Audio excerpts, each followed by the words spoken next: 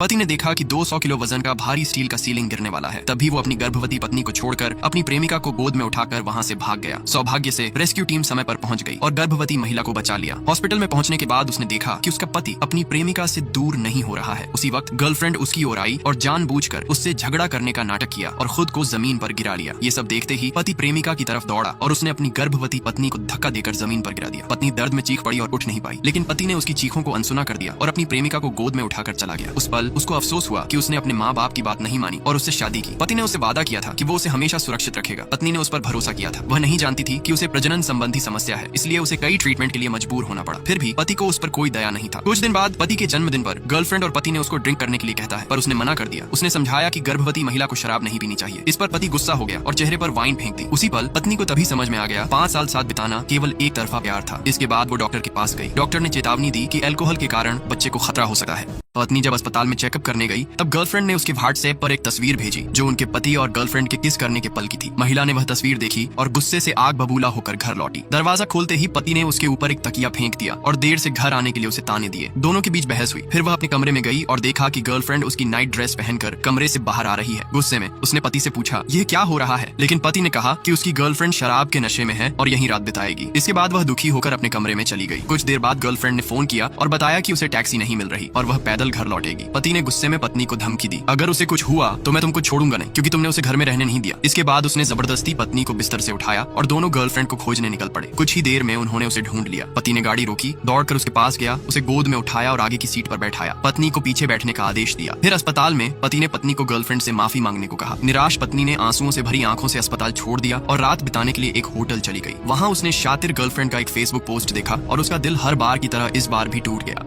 एक महिला की हाई हील गलती से मैनहोल में फंस गई। तभी एक अनजान लड़का ने उसकी मदद करने आया, लेकिन लड़के को अचानक देखकर महिला डर गई और लगभग गिरने ही वाली थी। तभी लड़के ने उसका हाथ पकड़ लिया। उसी पल महिला ने देखा कि लड़का काफी सुंदर है और उसे कुछ कुछ होने लगा। लड़के ने उसे मैनहोल से निकलने की कोशिश की। मजबूरी में उसे उसकी एक हाई हील तोड़नी पड़ी। वो जूता काफी महंगा था। लड़के ने कहा, अगली बार फ्लैट्स पहनकर चलना, हिल्स नहीं। महिला ने जवाब दिया, मैं सिर्फ हाई हील्स ही पहनती हूँ। महिला ने उसे कोई धन्यवाद तक नहीं दिया और घमंड दिखाकर जाने लगा। कुछ कदम जाते ही वो फिर से लड़खड़ा गया। लड़का फिर से उसकी मदद के लिए आया और इस बार दूसरी हिल भी तोड़ दी। उसने उन जूतों को फ्लैट्स का दे दिया। मदद करने के बाद लड़का वहां से चला गया। थोड़ी देर बाद लड़का और उसका दोस्त एक नौकरी के इंटरव्यू के लिए पहुंचे। वो दोनों अभी पढ़ाई पूरी करके नौकरी की तलाश में थे। मैनेजर ने उनके रिज्यूमे देखकर उन्हें रिजेक्ट कर दिया, लेकिन कंपनी की मालिक वही महिला लड़के को पहचान गई। वो काफी हैरान हुई और अंदर आई। लड़के ने चुपचाप अपना रिज्यूमे उन्हें दिया। महिला ने बिना देखे कहा, कल से काम पर आ जाओ। लड़के ने धन्यवाद कहा। जाते जाते महिला ने उसे आवाज देकर कहा, किसी की हिल तोड़ने से पहले उसकी इजाजत लेना मत भूलना। महिला सोचने लगी, शायद ये किस्मत का इशारा है, और धीरे धीरे उसे वो लड़का पसंद आने लगा।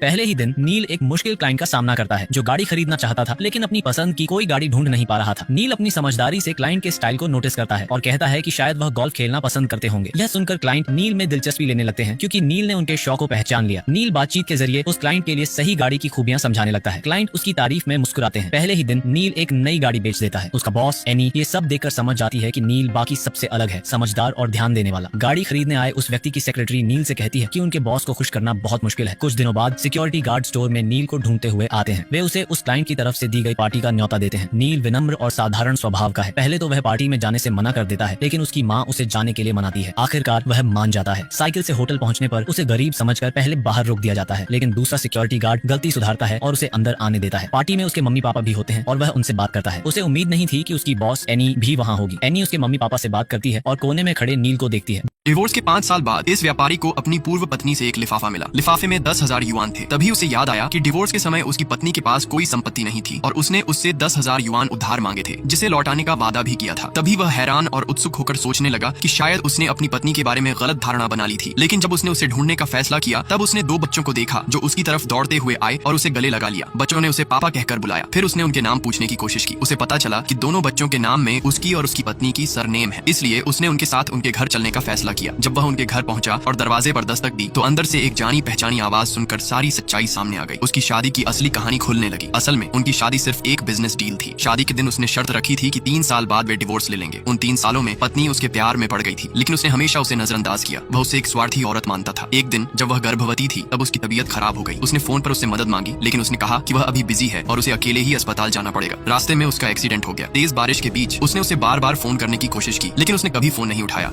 उस रात महिला टीवी पर देखती है कि उसका पति एयरपोर्ट पर अपनी प्रेमिका का स्वागत कर रहा था जो देश वापस आई थी। तभी पति उसे फोन करता है और कहता है कि वह अभी अवेलेबल नहीं है। टूटे दिल के साथ वह तलाक लेने का फैसला करती है। अगले दिन घर लौटकर जब वह अपने पत्नी के पास जाती है तो उसे समझ आता है कि उसका पत्नी उसे छोड़कर जा चुकी है। इसके बाद उसे अपने सहायक से तलाक के कागजात मिलता है। वह जानता है कि तलाक के लिए उसकी पत्नी ने कुछ भी नहीं मांगा, बस बच्चों की देखभाल के लिए 10,000 युआन उधार लिए थे। पछतावा होने पर वह उसे फोन करने की कोशिश करता है लेकिन उसकी फोन स्विच ऑफ थी। इसके बाद 4 साल बीत जाते हैं। महिला अकेले ही बच्चों को विदेश में बड़ा करती है। जब वह देश वापस आती है तो वह अपने पति की कंपनी में 10,000 युआन लौटाने जाती है। भले ही उसके दिल में अब भी कुछ फीलिंग्स बची थीं, वह देखती है कि कंपनी की रिसेप्शनिस्ट उसे बहुत अच्छे से स्वागत कर रही है। वह यह भी देखती है कि उसके पति की पुरानी प्रेमिका वहीं काम कर रही है। दुखी होकर वह तय करती है कि वे दोनों साथ रहें और वह फिर से विदेश चले जाएंगे। लेकिन वह नहीं जानती थी कि तलाक के बाद से उसका पति अपनी प्रेमिका से दूर हो चुका था। कुछ समय बाद पति को यह पता चलता है कि जिस रात उनका पति पत्नी का रिश्ता टूट गया उसके लिए जिम्मेदार उसकी प्रेमिका थी। यह सब उसकी प्रेमिका का खेल था। सच सामने आने के बाद वह तय करता है कि वह अपनी पत्नी को वापस पाना चाहता है।